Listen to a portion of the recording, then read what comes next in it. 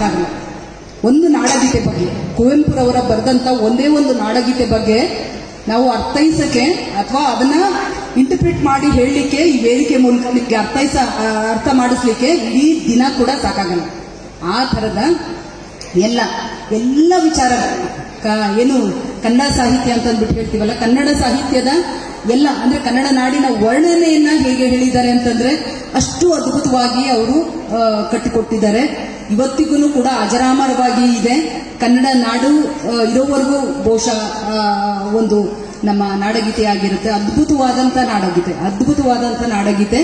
ಅದಕ್ಕೆ ಅವರು ಇವತ್ತು ನಮಗೆ ಕೊಟ್ಟು ಹೋಗಿದ್ದಾರೆ. ಅವ್ರಿಗೆ ಕುವೆಂಪುರವ್ರಿಗೆ ನಮ್ಮ ಪರವಾಗಿ ನಾವು ಚಿರಋಣಿಗಳು, ವೈಯಕ್ತಿಕವಾಗಿ ಮತ್ತು ನಾವು ಎಲ್ಲರೂ ಚಿರಋಣಿಗಳು ಅಂತಂದ್ಬಿಟ್ಟು ಹೇಳ್ತಾ ನನ್ನ ಮಾತುಗಳನ್ನ ಪ್ರಾರಂಭ ಮಾಡ್ತೇನೆ. ಅಂತಂದ್ರೆ ಕನ್ನಡದ ಆಸ್ತಿ, ಕುವೆಂಪು ಅಂದ್ರೆ ಕನ್ನಡದ ಅಸ್ಮಿತೆ, ಕುವೆಂಪು ಅಂದ್ರೆ ಕನ್ನಡಕ್ಕೆ ಎಲ್ಲವೂ.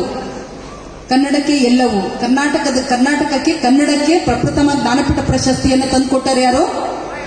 ಕುವೆಂಪು. ಕನ್ನಡವೇ ಸತ್ಯ,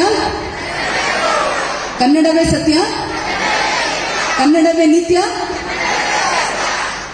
ಎಲ್ಲಾದರೂ ಇರು ಎಂದೆದಿಗೋನಿ ಕನ್ನಡ ಗೋವಿನ. ಕನ್ನಡ ನೀವು ಹೇಳ್ತಾ ಇದ್ದೀರಾ, ಅಲ್ಲೇ ಅವ್ರು ಹೇಳ್ಬೇಕು. ಕನ್ನಡ ಗೋವಿನ ಓ ಮುದ್ದಿನ ಕರು, ಕನ್ನಡ ಒಂದಿದ್ದರೆ ನೀ ಎನಗೆ, ಕನ್ನಡ ತನ ಒಂದಿದ್ದರೆ ನೀ ಎನಗೆ ಕಲ್ಪತರು. ಕಲ್ಪತರು ಅಂದ್ರೆ ಏನು?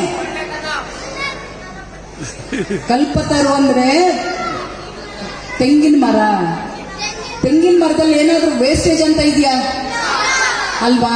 ಅದಕ್ಕೆ ಕಲ್ಪತರು. ಕನ್ನಡಕ್ಕಾಗಿ ಕೈ ಎತ್ತು ಹೇಳಿ, ಕನ್ನಡಕ್ಕಾಗಿ ಕೈ ಎತ್ತು ನಿನ್ನ ಕೈ, ಕನ್ನಡಕ್ಕಾಗಿ ಕೊರಳೆತ್ತು.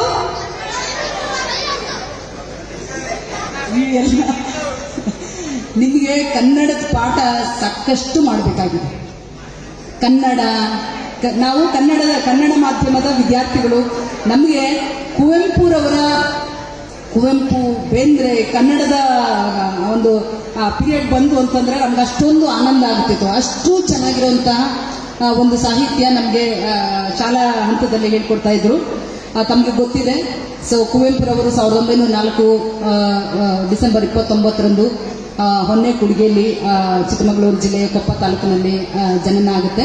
ಕುಪ್ಪಳ್ಳಿ ವೆಂಕಟಪ್ಪನ ಮಗ ಪುಟ್ಟಪ್ಪ ಅಂತಂದ್ಬಿಟ್ಟು, ಅದು ಅದ್ಭುತವಾದ ಅವರ ಪದಪುಂಜ ಇದೆಯಲ್ಲ, ನಾನಿವತ್ತೂ ಕೂಡ ತುಂಬಾ ನನಗೆ ಆಶ್ಚರ್ಯವಾಗುತ್ತೆ. ಎಷ್ಟು ಮುದ್ದಾಗಿದೆ ಪದ. ಕುವೆಂಪು ಅನ್ನೋದು, ಕೂ ಅನ್ನೋದಕ್ಕೆ ಕುಪ್ಪಳ್ಳಿ, ವೆಮ್ ಅಂದ್ರೆ ವೆಂಕಟಪ್ಪ, ಮಗ ಪುಟ್ಟಪ್ಪ, ಈ ಮೂರನ್ನು ಸೇರಿಸ್ಕೊಂಡು ಅದೊಂದು ಅದ್ಭುತವಾದ ಒಂದು ಪದಪುಂಜ ಆಗಿದೆಯಲ್ಲ ಕುವೆಂಪು. ಇದು ಇವತ್ತು ಯಾರು ಪುಟ್ಟಪ್ಪ ಅಂತಂದ್ರೆ ಅಷ್ಟು ಜನಕ್ಕೆ ಚಿರಪರಿಚಿತ ಇಲ್ಲ. ಆದ್ರೆ ಕುವೆಂಪು ಅಂತ ಒಂದು ಪದ ಕನ್ನಡದ ಆಸ್ತಿ. ಅದು ನಮ್ಮ ಇದರಲ್ಲೇ ಇರೋದು. ಕನ್ನಡ ಬಿಟ್ಟು ಬೇರೆ ಎಲ್ಲೂ ಇಲ್ಲ ಪದ.